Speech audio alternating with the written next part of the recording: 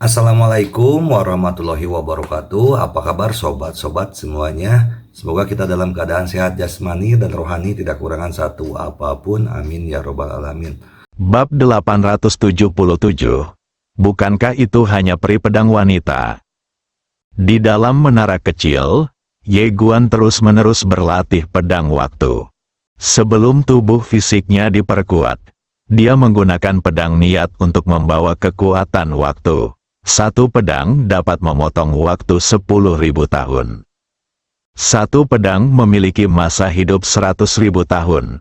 Harus dikatakan bahwa bahkan mereka yang kuat di alam pembukaan Dao tidak dapat menanggungnya.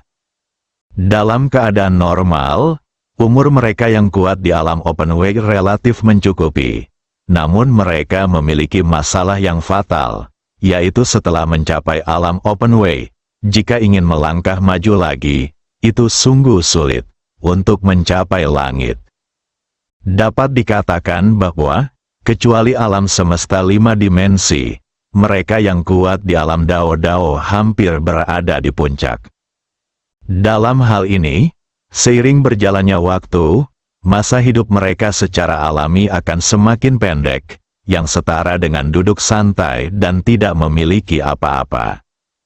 Alasan mengapa banyak orang kuat di alam Dao-Dao begitu menginginkan kristal abadi adalah karena kristal abadi ini hampir merupakan satu-satunya keberadaan yang dapat meningkatkan masa hidup mereka. Ye Guan memahami hal ini ketika dia berlatih keras pada pedang waktu.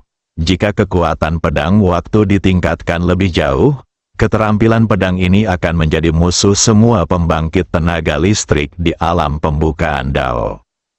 Dengan peningkatan tubuh fisiknya, kekuatan keterampilan pedang Ye Guan secara alami telah meningkat pesat. Sebelumnya, dia hanya bisa membunuh orang dengan masa hidup 10.000 tahun dengan satu pedang. Tapi sekarang, jiwa dan tubuhnya dapat membawa lebih banyak tahun. Oleh karena itu, pedang Yi miliknya saat ini dapat memotong masa hidup 20.000 tahun dengan satu pedang. Tapi Ye Guan tidak puas dengan ini. Karena ini bukan batasnya, dia masih bisa berkembang lagi. Terlebih lagi, memotong 100.000 tahun kehidupan dengan satu pedang mungkin menimbulkan ancaman tertentu bagi alam Tao, tapi tidak berakibat fatal. Kita harus terus memperkuat. Selanjutnya, Ye Guan mulai berlatih dengan gila-gilaan. Dia ingin melatih dunia ini hingga batasnya. Sambil berlatih, Yinian terus mempelajari ruang dan waktu misterius.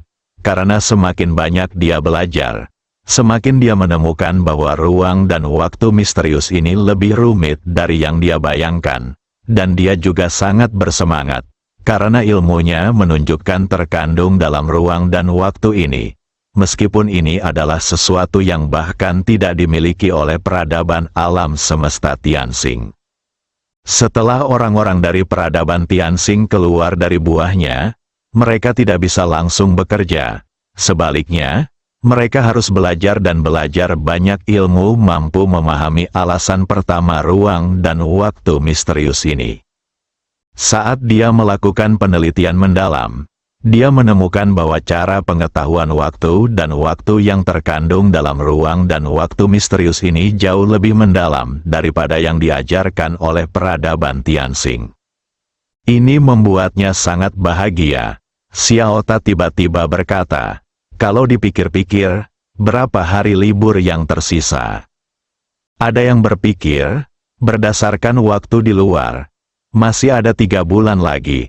Ada apa, Pak Ta? Xiao Ta berkata, "Tidak ada, hanya bertanya." Yinian tersenyum dan berkata, "Tuan Menara, datang dan bermainlah denganku, kami memiliki menara induk di sana."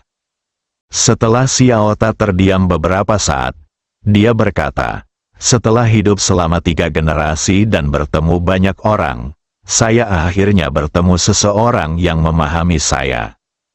Satu pemikiran, minggu besar.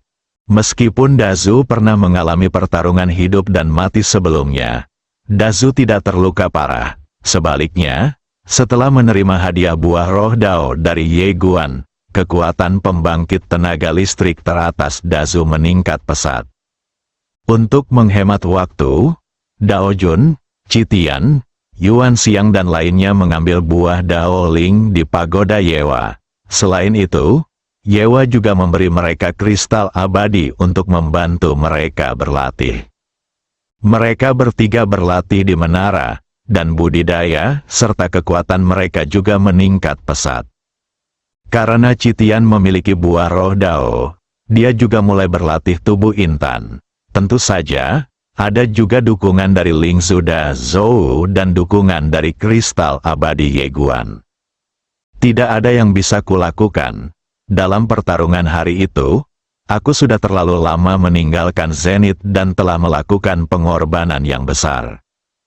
Di langit berbintang di atas kota kekaisaran dinasti Zhou besar, seorang lelaki tua sedang melihat ke bawah. Lelaki tua itu mengenakan jubah warna-warni, dan rambutnya setengah hitam dan setengah putih.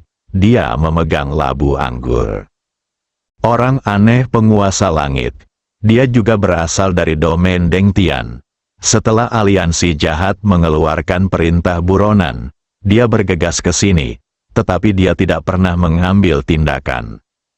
Ratusan kristal abadi, godaan ini terlalu besar, dan dia sangat tergoda, tetapi dia masih sangat rasional, karena dia juga dapat melihat bahwa aliansi jahat ingin menggunakan pisau untuk membunuh seseorang.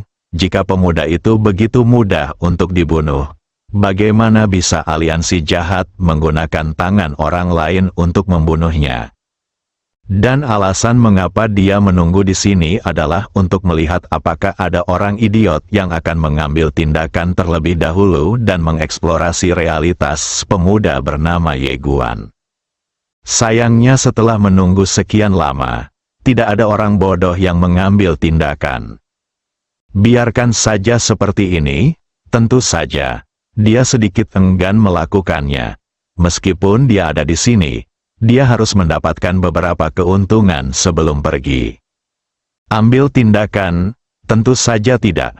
Awalnya, dia ingin mengambil risiko dan melihat apakah dia bisa melakukan serangan diam-diam, meninju pemuda bernama Yeguan sampai mati, dan kemudian melarikan diri untuk mengambil hadiah. Tentu saja, dia yakin akan hal itu. Pemuda bernama Yeguan adalah pemuda Yeguan yang sangat ilahi. Membunuh seorang pemuda yang 100% ilahi, bukankah ini sama dengan membunuh seekor ayam?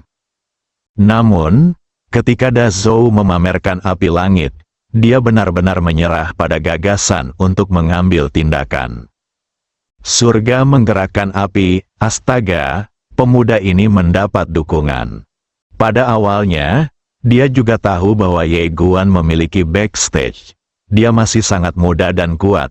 Jika tidak ada orang di belakangnya, dia tidak akan mempercayainya adalah. Tapi setelah Da Zhou muncul dengan api surgawi, dia tiba-tiba mendapat ide di benaknya. Orang di belakang Yeguan mungkin sedikit lebih kuat darinya. Ambil tindakan. Pilihan terakhir. Namun, menunggu seperti ini saja sudah agak menyiksa. Di mana si bodoh itu? Kemana perginya semua orang bodoh itu? Mengapa tidak ada yang datang menemui Tuan Muda Ye? Dia telah menunggu begitu lama dan menjadi tidak sabar. Pada saat ini, ruang waktu tidak jauh di depannya tiba-tiba beriak, dan dalam sekejap, seorang pria perlahan keluar. Pria itu mengenakan jubah hitam muda, tubuhnya lurus seperti pedang atau tombak, dan ada aura pembunuh yang tak terlihat di antara alisnya, memberikan rasa penindasan yang kuat kepada orang-orang. Tianzi menatap pria itu dan berkata sambil tersenyum, ternyata dia adalah master prajurit. Pemimpin tentara itu langsung berkata, mengapa Anda tidak mengambil tindakan? Tianci menatap ke arah prajurit itu dan berkata dengan pelan, saya orang Tianci yang aneh, bukan Tianci yang bodoh. Terima kasih.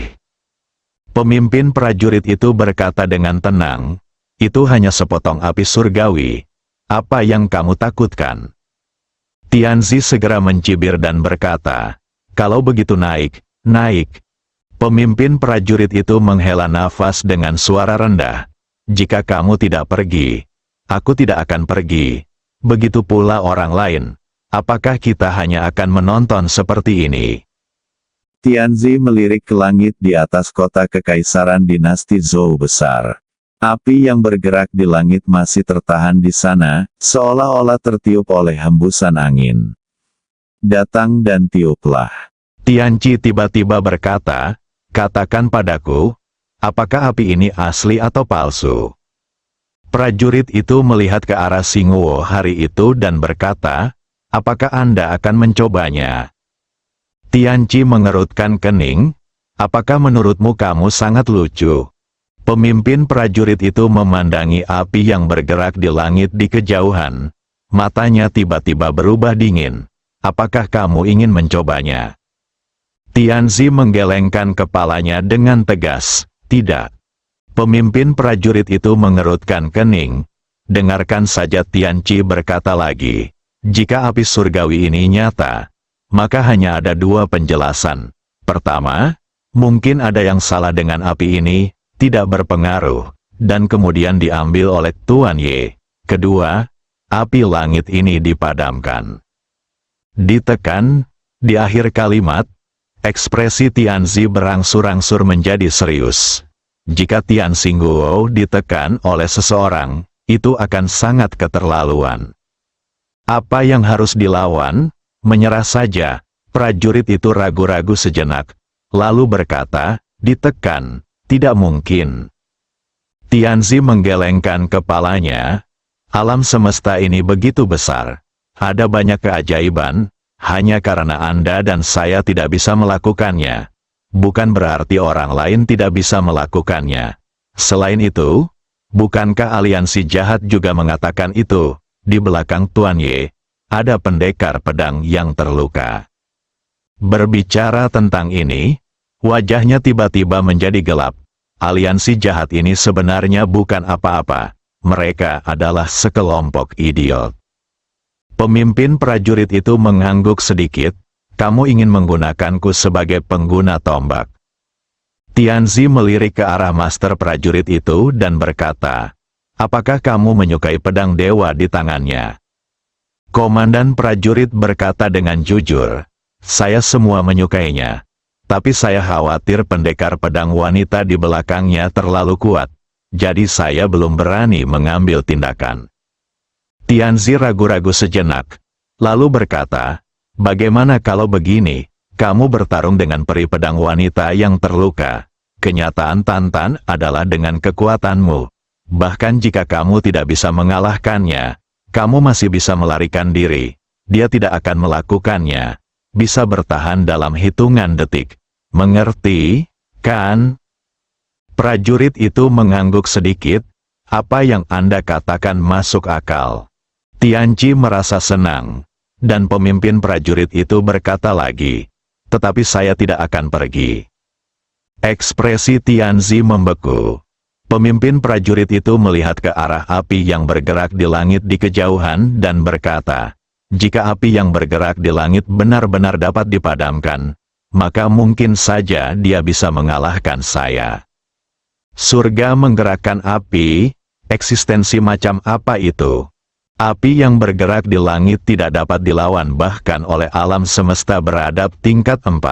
Dan akankah ada terlalu sedikit orang kuat di alam Dao di alam semesta beradab tingkat 4? Pasti ada cukup banyak dari mereka. Dan mereka pasti merupakan pembangkit tenaga listrik alam Tao yang terkemuka. Namun, api dapat dengan mudah menghancurkan alam semesta beradab tingkat 4. Bisa dibayangkan betapa mengerikannya api yang bergerak di langit ini. Namun, seseorang mampu menekannya. Meskipun dia tidak yakin api langit ini dapat dipadamkan, bagaimana jika memang demikian? Coba sendiri, aku takut aku akan mati jika aku mencobanya. Tianzi mengerutkan bibirnya, jika kamu tidak datang, saya tidak datang, dan semua orang tidak datang. Bagaimana kita bisa menunggu di sini sampai seseorang mentraktir kita makan malam? Pemimpin tentara itu berkata dengan tenang, menurut saya ini tidak mendesak. Tianzi menoleh untuk melihat ke arah pemimpin prajurit, yang berkata dengan serius, akan selalu ada orang idiot. Tepat ketika Tianzi hendak berbicara, pada saat ini, ruang dan waktu di kejauhan tiba-tiba mendidih. Kemudian, nafas yang menakutkan tiba-tiba menyapu dari galaksi yang jauh. Apakah dia hanya seorang pendekar pedang wanita di alam semesta yang begitu luas? Apakah kamu ingin melihat bagaimana seorang wanita berperilaku? Jika kamu tidak melakukannya, aku akan melakukannya. Setelah mengatakan ini, sebuah bayangan menghantam langsung ke kota kekaisaran Zhou besar di kejauhan seperti guntur yang deras. Akibat tabrakan ini, seluruh dunia menjadi ilusi dan punah sedikit demi sedikit. Hampir dalam sekejap mata, bayangan seperti guntur menghantam langsung ke kota kekaisaran Zhou Agung. Namun, begitu dia memasuki kota kekaisaran, cahaya pedang tiba-tiba jatuh lurus ke bawah. Ah, jeritan melengking tiba-tiba bergema di seluruh dunia. Sial, aku salah. Ledakan, bayangannya langsung terhapus. Cahaya pedang menghilang. Ada keheningan yang mematikan antara langit dan bumi. Babak 878, pedangku jatuh, tidak lebih. Setelah lama datang ke sini, masih ada keheningan di sekitar, dan Anda bisa mendengar suara pin drop. Di antara bintang-bintang, Tianzi terdiam. Pemimpin prajurit itu juga terdiam. Setelah keduanya terdiam lama, prajurit itu berkata dengan sungguh-sungguh, agak sulit. Tianzi bertanya, apakah kamu merasakannya? Pemimpin prajurit itu menggelengkan kepalanya. Saya melihat energi pedang dan suara, wus, lalu si idiot itu pergi. Tianzi tiba-tiba terdiam. Tak satu pun dari mereka merasakan apapun tentang pendekar pedang wanita dengan rok polos. Pendekar pedang hebat yang terluka, sepertinya dia tidak terluka. Dalam kegelapan, sekelompok orang kuat juga terdiam, dan pedang itu langsung menyetrum mereka. Anda tahu, orang yang mengambil tindakan juga berada di alam Tao. Namun, orang kuat di alam pembukaan Dao menabraknya dan segera menghilang. Memalukan, kemudian, dua napas lagi tersisa dengan tenang. Air ini terlalu dalam untuk mereka seberangi, dan nyawa anjing menjadi taruhannya. Pada saat ini, Zhou Fan tiba-tiba muncul di atas kota kekaisaran Zhou Agung. Dia merentangkan telapak tangannya dan cincin Na perlahan jatuh ke tangannya. Itu adalah naji dari orang kuat yang baru saja terbunuh oleh energi pedang. Zhou Fan menyimpan cincin itu, lalu berkata, terima kasih kepada sapi dan kuda tak dikenal ini karena telah mengirimkan 200 pembuluh darah leluhur.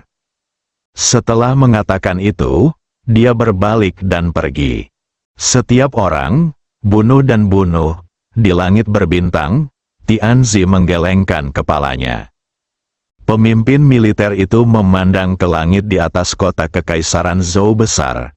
Ekspresinya masih sangat serius. Energi pedang itu, dapatkah kamu memblokirnya? Tianzi ragu-ragu sejenak, lalu berkata, seharusnya tidak ada masalah. Bagaimana denganmu? Pemimpin prajurit itu berkata dengan tenang, jika Anda tidak memiliki masalah, maka saya juga tidak memiliki masalah. Tianzi, tak satu pun dari mereka berbicara lagi, memiliki pemikiran berbeda. Masih ada beberapa aura samar di sekitarnya, tetapi semuanya tenang, dan semuanya telah mundur sedikit, menjauh dari kota kekaisaran dinasti Zhou. Pendekar pedang wanita yang terluka itu tampak sedikit linglung. Di dalam menara kecil, di bidang bintang yang tidak diketahui, Ye Guan berdiri dengan pedang di tangan, matanya sedikit tertutup, di sekelilingnya, ruang dan waktu tiba-tiba sedikit bergetar. Aku tidak tahu sudah berapa lama dia berada di sini. Tapi Ye Guan tiba-tiba membuka matanya. Lalu dengan ringan mendorong ibu jari kirinya, pedang King Xuan terbang keluar, dan kemudian melakukan pukulan. Tertawa, dalam sekejap, cahaya bintang di sekitar seluruh langit berbintang padam. Kemudian, beberapa planet mati di sekitarnya dengan cepat layu, dan kemudian musnah sedikit demi sedikit seperti kertas terbakar. Satu pedang bertahan 300.000 tahun, 300.000 tahun. Melihat adegan ini, Ye Guan tiba-tiba menjadi sedikit bersemangat setelah peningkatan fisik, semua aspek tubuhnya meningkat pesat. Dengan serangan pedang ini, umur lawan akan terpotong selama 300.000 tahun. Apa konsep ini? Sederhananya, di alam Kaidao, dia tidak memiliki lawan sama sekali. Dengan satu serangan pedang, lawan pada dasarnya menghilang di tempat. Bahkan di alam Kaidao, itu masih terlalu berlebihan. Ye Guan telah memeriksa dan menemukan bahwa mereka yang kuat di alam pembukaan jalan memiliki umur yang lebih panjang, setidaknya 300 juta tahun secara alami kurang dari ratusan juta tahun membuka jalan alam yang dia temui sekarang pada dasarnya hidup selama ratusan juta tahun. Mereka semua telah hidup untuk waktu yang sangat lama. Tentu saja, beberapa ahli alam Tao khusus tidak dikecualikan metode. Namun dalam keadaan normal, umur ratusan juta tahun adalah batas alam Kaidao. Gunakan sedikit dan gunakan lebih sedikit, kecuali alam semesta beradab tingkat kelima. Tidak ada yang bisa menembus batas Kaidao dan mencapainya tingkat yang lebih tinggi. Dengan kata lain, kecuali dia bertemu seseorang yang baru saja mencapai alam pembuka jalan. Jika tidak, jika dia menyerang dengan pedangnya, orang tersebut pasti akan menjadi gila. Yang terpenting adalah ia menemukan bahwa dunia waktu ini tidak hanya dapat menyasar manusia, tetapi juga alam semesta. Jika pedang ini jatuh, bahkan dapat menyebabkan alam semesta mengering terlebih dahulu dan kemudian binasa. Sulit dipercaya, Ye Guan tertawa, dia harus berterima kasih kepada 1 tahun untuk ini. Jika bukan karena satu pemikiran, dia tidak akan mampu menguasai seni waktu begitu cepat dan mengembangkan keterampilan pedang yang begitu hebat. Satu pemikiran adalah harta karun. Xiao Ta tiba-tiba berkata, "Apakah kamu tahu identitas Yinian?" Ye Guan tersenyum, lalu berkata, "Tuan Ta, bukankah Bibi Sukun banyak mengubahmu sebelumnya? Perubahan apa yang dia lakukan?" Xiao Ta tersenyum dan berkata, "Peningkatan dalam semua aspek. Saya akan menunjukkannya kepada Anda ketika saya memiliki kesempatan." Ye Guan tertawa, "Oke." Setelah itu, dia menyingkirkan pedang King Xuan dan meninggalkan menara kecil itu. Begitu dia meninggalkan menara kecil, Zhou Fan muncul di hadapannya. Zhou Fan berkata, "Ditemukan." Karena itu, dia mengeluarkan sebuah gulungan dan menyerahkannya kepada Ye Guan. Ye Guan menyimpan gulungan itu dan mendengar Zhou Fan berkata lagi, "Apakah kamu benar-benar ingin pergi?" Ye Guan tersenyum dan berkata, "Bukan gayaku untuk selalu pasif. Aku ingin pergi dan bertemu langsung dengan guru istana ke-8. Gulungan itu adalah alamat dari 10 istana kejahatan." Zhou Fan berpikir sejenak dan mengangguk, "Hati-hati." Ye Guan tiba-tiba berkata, "Apakah aura misterius itu masih ada di kota kekaisaran dinasti Zhou besar?"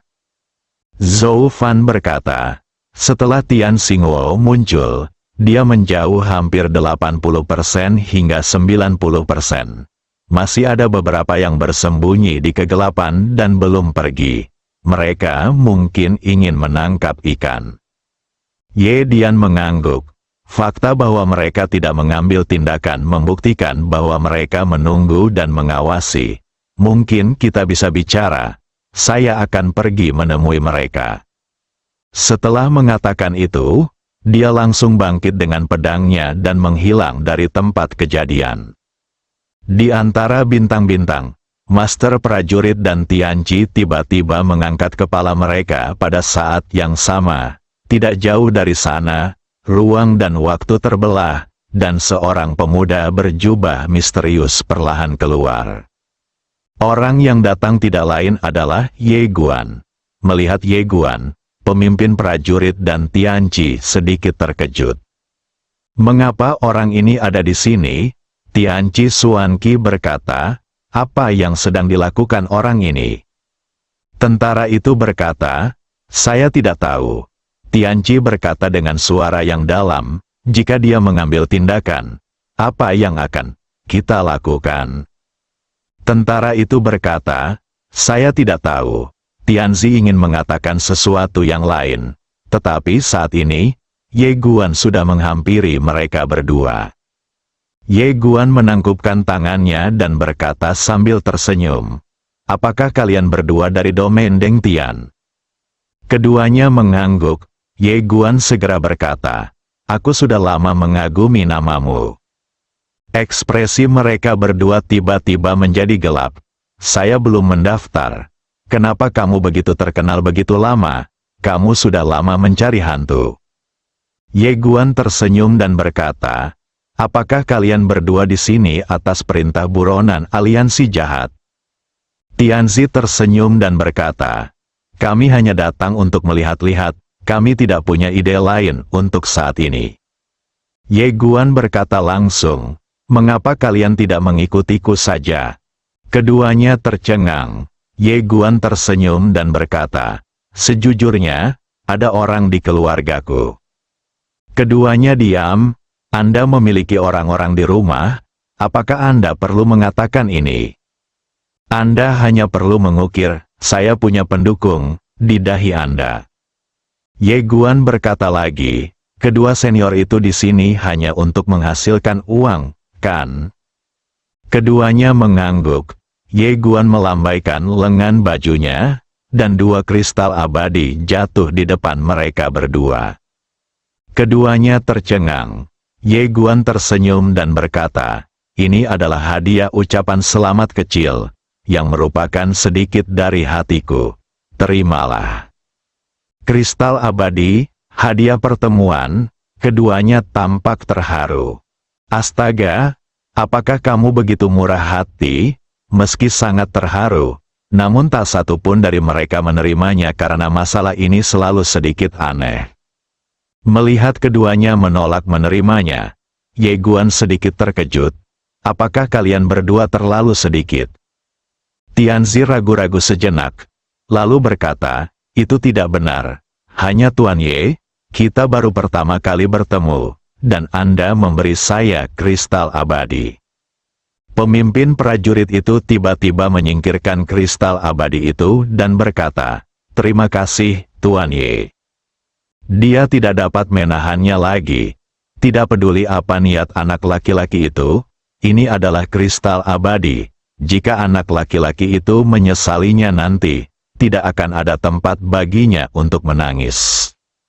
Melihat pemimpin perang langsung menyingkirkan kristal abadi, ekspresi Tianzi tiba-tiba membeku. Dia melihat ke arah kristal abadi dan sedikit berjuang di dalam hatinya, tetapi tidak butuh waktu lama sebelum dia dengan tegas menyingkirkan kristal abadi. Ambil manfaatnya dulu, adapun trik apa yang dimainkan anak ini. Setelah hidup bertahun-tahun, apakah saya masih tidak bisa bermain dengan seorang anak laki-laki? Melihat kedua orang itu menyimpan kristal abadi, Ye Guan tersenyum dan berkata, kalian berdua tidak nyaman berbicara di sini. Ayo pindah ke tempat lain. Setelah mengatakan itu, dia membawa mereka berdua langsung ke menara kecil. Xiaota, begitu keduanya memasuki menara kecil, ekspresi mereka langsung menjadi serius. Keduanya langsung saling berpandangan dengan tatapan ngeri.